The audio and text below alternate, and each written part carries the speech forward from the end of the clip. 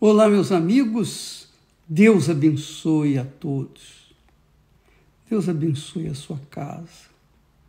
Deus abençoe a sua família. Você seja a própria bênção. Isso é o que eu desejo para você. Eu desejo de todo o meu coração. Aliás, eu desejo que Deus dê a cada um de vocês que participa aqui da nossa live, a cada um eu desejo que Deus dê, no mínimo, aquilo que Ele me tem dado. Só isso. Porque imagine você, se você for uma pessoa abençoada, bendita.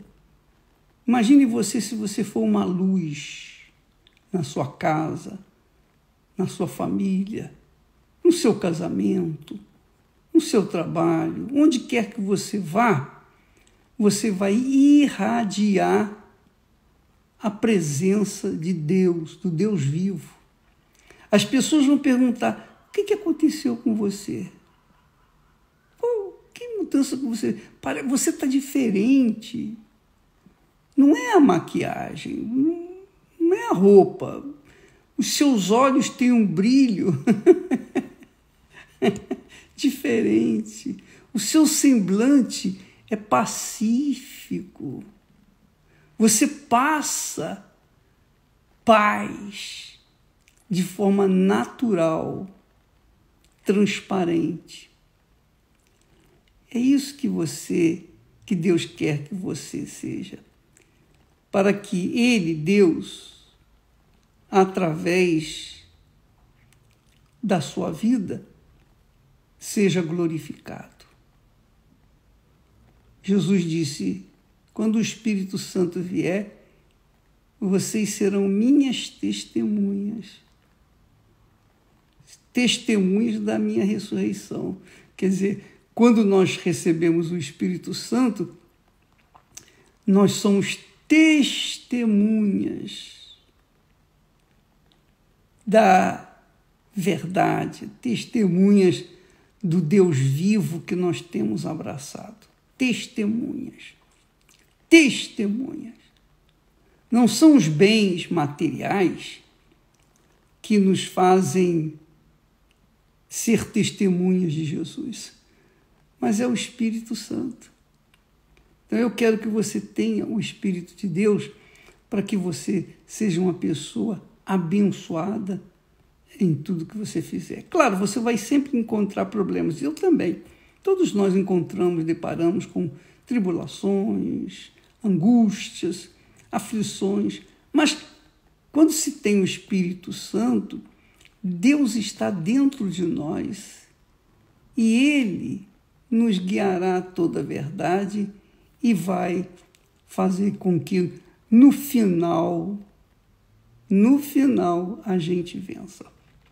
Bem, o assunto, aliás, por falar em bênção, nós queremos falar com vocês sobre o voto de Jacó. Jacó teve, quando ele estava fugindo do seu irmão, que queria matá-lo, ele foi pelo deserto até a um determinado lugar que o pai o havia enviado, a casa dos parentes dele. E aí, no meio do caminho, no deserto, quando o sol se pôs, Jacó procurou uma pedra e ali colocou a sua cabeça. Muitas eram as pedras, mas somente uma pedra foi especial, aquela em que ele colocou a cabeça para descansar. Essa pedra representa Jesus. Essa pedra representa a palavra de Deus empenhada. Essa pedra é o Espírito de Deus. Porque quando ele depositou a sua cabeça naquela pedra, ele teve um sonho. Mas não é sonhos humanos, não são sonhos quaisquer, não. São sonhos especiais, sonhos que Deus, que a pedra lhe deu. Deus, quando desce sobre nós, ele enche a nossa cabeça de sonhos. Mas não sonhos de uma noite dormida. Não são sonhos que vêm do nosso subconsciente. Não. São sonhos que vêm de Deus, da pedra, do próprio Deus, na pessoa do Espírito Santo. Jacó teve esse sonho, os sonhos. Ele viu uma escada no sonho, né? A visão dele foi uma escada onde anjos subiam e anjos desciam naquela escada. E no topo da escada estava Deus. Naturalmente, ele viu aquela luz imensa, era Deus. Então, Jacó ouviu Deus fazer-lhe a promessa. Deus fez a promessa para ele. Ele disse assim, Deus falou com ele muitas coisas, e prometeu mundos e fundos. Tudo isso que você está aí, que você está vendo, vai ser teu, dos seus familiares. Tudo vai ser seu e dos seus descendentes. Então, quando Jacó acordou daquele sonho, aquela visão, o que aconteceu? Jacó abraçou aquelas palavras de Deus. Ele abraçou aquelas palavras. Antes ele pegou a botijazinha de azeite que ele tinha e derramou sobre a pedra onde ele havia posto a cabeça. Porque a pedra, de certa forma, foi conivente nessa visão, porque ele botou a cabeça e dormiu. Então ele erigiu daquela pedra um altar, prometeu a Deus fazer naquela pedra um altar para ele. Ora, veja, amiga e amigo, Jacó teve uma visão, teve um sonho, uma visão de Deus, não foi uma visão, um sonho dos homens, não. Foi de Deus, Deus lhe deu. E Deus nos tem dado essa visão. Deus tem dado a você também essa visão. Mas, bispo, eu não sonhei, eu não vi, nem eu sonhei com Deus, nem eu tive esse privilégio que teve Jacó, de ver os anjos subindo e descendo pela escada. Mas, quando eu tive acesso à palavra de Deus, conhecimento da palavra de Deus, eu era católico, espírita. Mas quando eu tive conhecimento da palavra de Deus, quando eu conheci a palavra de Deus, então nasceu dentro de mim os sonhos e as visões que Deus me deu por meio da sua palavra. E eu estou aqui justamente para passar para vocês. Da mesma forma como Jacó teve o sonho e visão de Deus e das suas promessas, ouviu as suas palavras, eu também tive essa mesma experiência, uma experiência semelhante à de Jacó. Mas eu não vi, eu não sonhei como Jacó sonhou, eu não tive a visão como Jacó teve, mas quando eu assumi, eu coloquei a minha cabeça na palavra de Deus, quando eu apliquei a minha cabeça, a minha inteligência, o meu raciocínio, a minha fé inteligente na palavra de Deus, então nasceu em mim os sonhos e também as visões. Assim como tem nascido dentro de você sonhos e visões através da pregação da palavra de Deus. Nós passamos para o povo a palavra de Deus. Então, há quem creia, assim como também há quem não creia. Mas não importa. obrigação é pregar o evangelho, como Jesus disse. Pregai o evangelho a toda criatura. Nós estamos obedecendo. Agora, o resto é com ele. O resto é com ele. Quem crê, eu não sei. Eu tenho certeza que aqueles que creem e são batizados serão abençoados, serão salvos. Não só salvação eterna, mas salvação na terra. Agora, quem não crê, paciência, já está condenado, coitado. Quem não crê é uma pena, mas o que vai fazer? Então, Deus não impõe a vontade dele para nós. Ele ensina, ele dá visão, ele dá entendimento. Ele, através dos seus servos, ele fala a palavra dele. Ele promete, como ele fez com Jacó. Agora, quem crê, recebe. Quem não crê, não recebe. Por exemplo, você crê, então você vai receber. Você não crê, você não vai receber. O que eu posso fazer? Então, agora, olha só como é bacana esse entendimento. É bacana porque Jacó, logo depois que ele ouviu a palavra de Deus, que viu os anjos subindo e descendo naquela escadaria, depois que ele teve essas experiências gloriosas, Jacó fez um voto. Diz o texto sagrado que, acordando, pois, Jacó do seu sono, disse: na verdade, o Senhor está neste lugar e eu não o sabia. E ele, então, temendo, disse: quão terrível é este lugar. Terrível no sentido assim, não cruel, mas terrível no sentido temente é o lugar. Ele disse: santificado é o lugar, grandioso aquele lugar, santo dos santos, como a arca lá dentro do tabernáculo. E ele continuou dizendo: este não é outro lugar senão a casa de Deus, que se chama Betel. Betel é a casa de Deus. E esta é a porta dos céus. A palavra de Deus, a palavra de Deus nos mostra a porta dos céus. Quem crê é abençoado. Quem não crê continua sendo amaldiçoado e eu não posso fazer nada.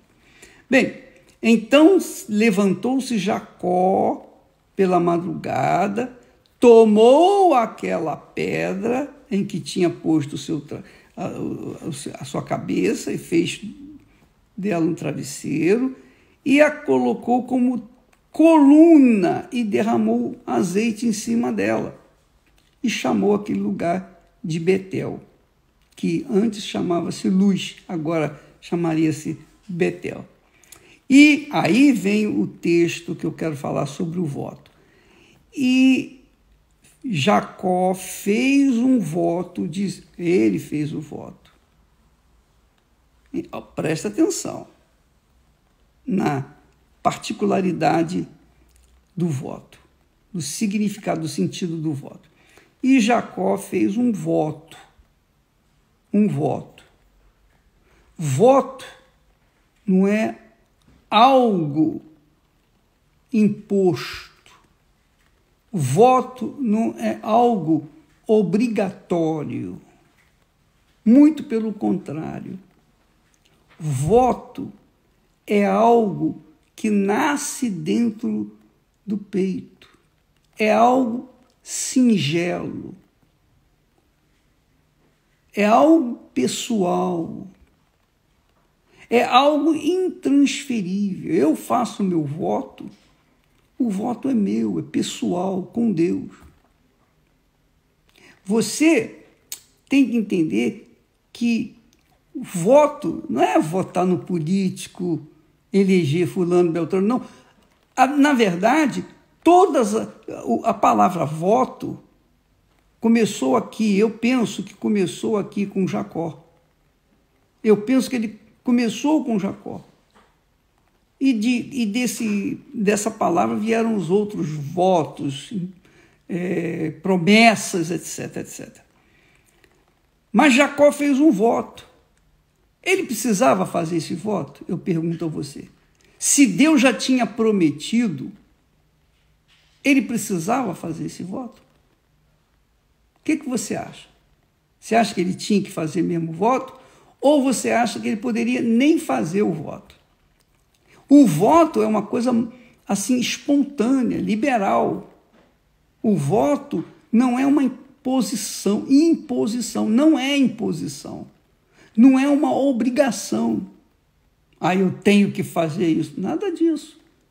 Pelo contrário, se você disser, eu tenho que fazer, não vai ser aceito, porque você ficou obrigado a fazer por, digamos assim, alguém influenciou você. Não. Quando eu estou falando aqui do voto, é uma coisa muito pessoal, e Deus toca nas pessoas para fazer o voto, é Deus que toca. Quem tocou em Jacó para fazer o voto foi o próprio Deus. O Espírito Santo tocou em Jacó para fazer o voto. Então ele fez um voto, dizendo: se Deus for comigo e me guardar nesta viagem que eu faço, e me der pão para comer, vestes para vestir, e eu em paz tornar a casa de meu pai. Então, 3 coisas Jacó colocou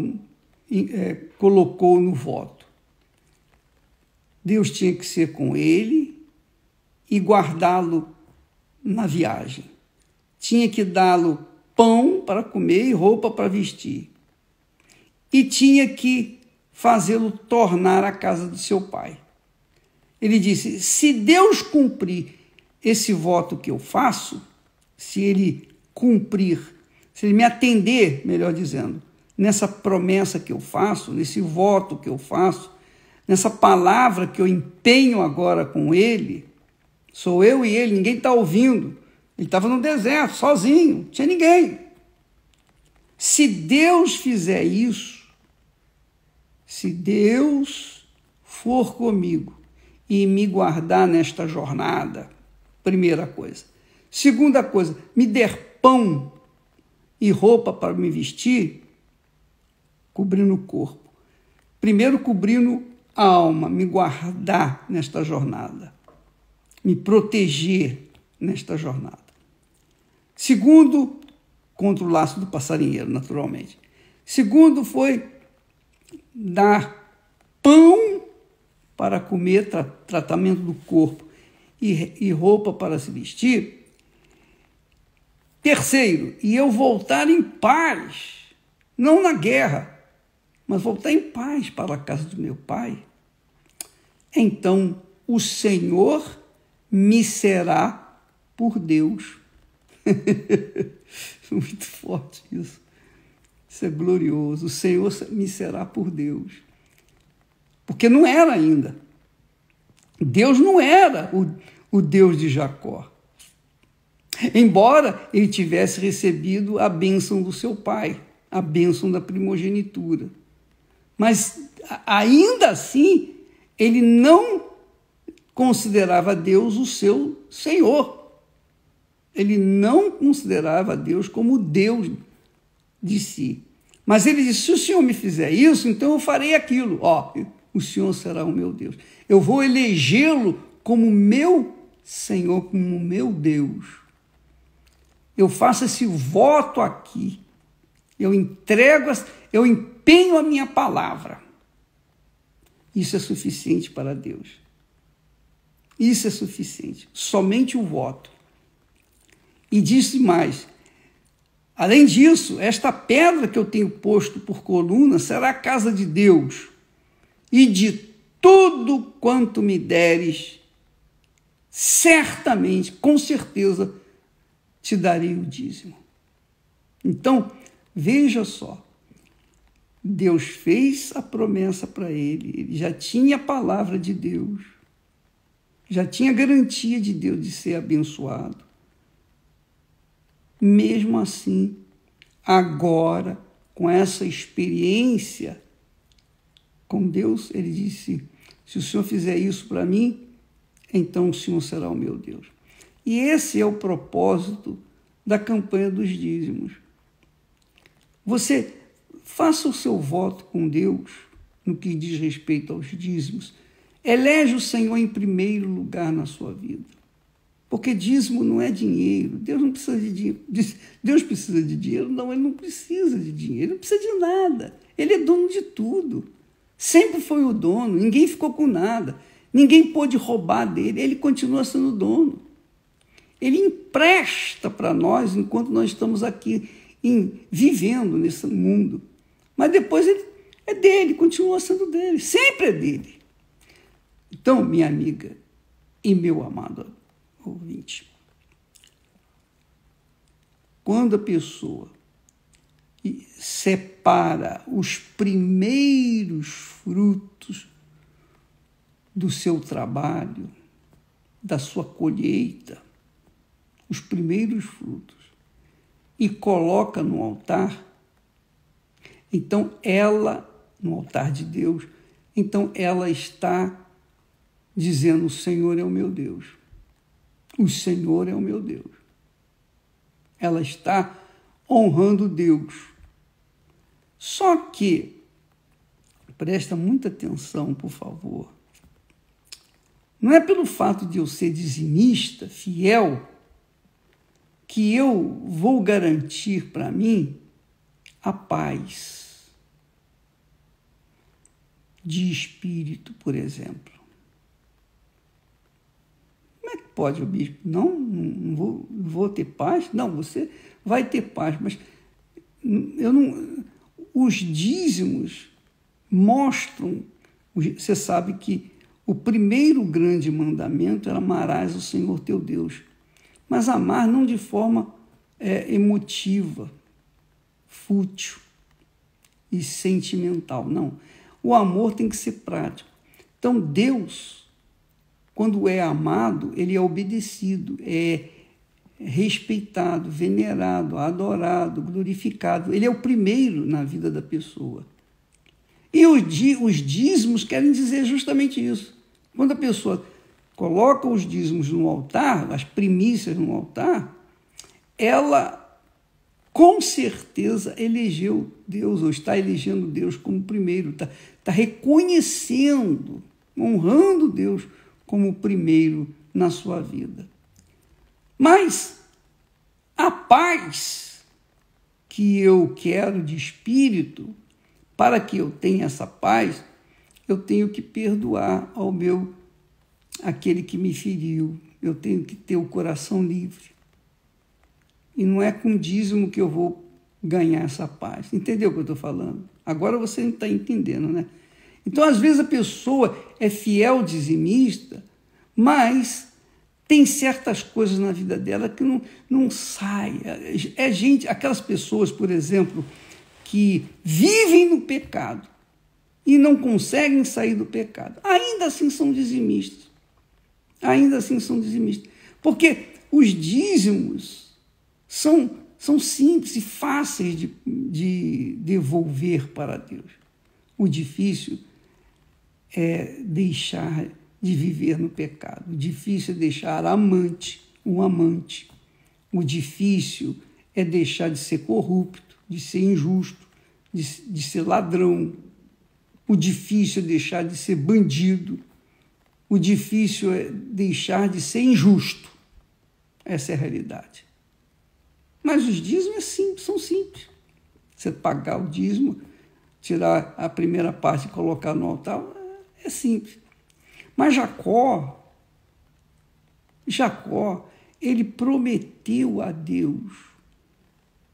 Ele prometeu a Deus: o Senhor me será por Deus, de tudo te darei o dízimo. E esta pedra, olha só, o voto de Jacó, esta pedra que tenho posto como travesseiro, ela será coluna na casa de meu Deus. Quer dizer, ele iria construir a casa de Deus. Ele não só iria ser dizimista, mas ele iria construir, ele ia se esforçar para colocar, para erguer um templo de Deus naquele lugar. E essa é a nossa vontade. Esse é o nosso desejo. Esse é o voto que nós temos para com Deus, ganhar a alma. Cada dia ganhar pelo menos uma alma, só uma, pelo menos uma. Se Deus me der 2, graças a Deus. Se Ele me der 3, se Ele me der muitos, aleluia, aleluia, aleluia. Eu vou ser feliz pelo resto da vida. Mas, pelo menos, mais uma. Eu quero ganhar para Jesus.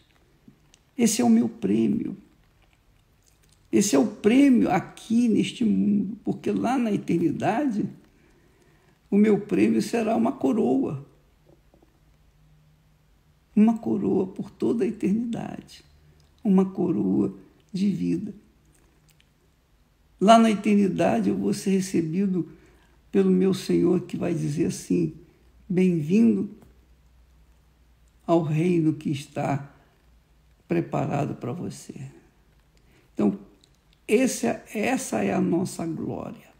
Mas aqui no mundo, a nossa glória é glorificar a Deus com a nossa vida, estimular, pregar o Evangelho, levar as pessoas à salvação, levá-las a perdoar para que elas venham a ser perdoadas, levá-las a ter uma conduta de acordo com a fé em Deus de verdade, com a justiça, com o que é certo. Então, isso é o que Deus quer de mim. E é óbvio, Ele quer de você também. Mas os dízimos, esses automaticamente dão direito a você uma prosperidade, porque Ele mesmo prometeu, dizendo: trazei todos os dízimos. Ele disse: trazei todos. Trazei todos. Quer dizer, todas as pessoas, todos os povos, todas as nações. Trazei todos os dízimos à minha casa para que haja mantimento nela. E provai-me nisto, se eu não vos abrir as janelas do céu. Quer dizer, fazei voto comigo, fazei a promessa comigo. Prove a minha palavra. Prove essa visão. Prove esse entendimento, essa profecia. Prove a palavra de Deus. Eu fiz prova e Deus me abençoou e tem me abençoado mais. E o meu prazer é abençoar aqueles que ouvem e obedecem à palavra de Deus. Amanhã nós falaremos mais a esse respeito, porque isso aqui abre um leque de entendimento no nosso cotidiano. Porque muitas pessoas, por exemplo, quantos jovens perdem a vida de forma abrupta? Quantos jovens perdem a vida precocemente? Esse menino aí, o MC, puxa vida, ele morreu com 23 anos, com saúde, com força, com vigor, com tudo, com a vida inteira pela frente. Por quê? A mãe dele tinha dito, falou depois no enterro: meu filho, não faça isso, não vá por esse caminho, siga isso. A mãe dele orientou o seu filho, mas o seu filho obedeceu? Não obedeceu. Ele fez o que ele achava que tinha que fazer. E um dos mandamentos que tem na Sagrada Escritura, além do primeiro, que são as primícias, o primeiro amor a Deus, um dos mandamentos diz assim, ele diz a respeito do pai e da mãe: honra teu pai e tua mãe, para que se prolonguem os seus dias na terra. Quer dizer, esse rapaz não teve os seus dias prolongados porque não honrou a sua mãe, não ouviu a sua mãe ou seu pai. Tristeza, né? E nós estamos aqui pregando justamente isso, para que você venha honrar a Deus em primeiro lugar, para que Deus venha cumprir as suas promessas, os seus votos para com você também. Tá bom? Deus abençoe então a todos e até amanhã em nome do Senhor Jesus. Amém.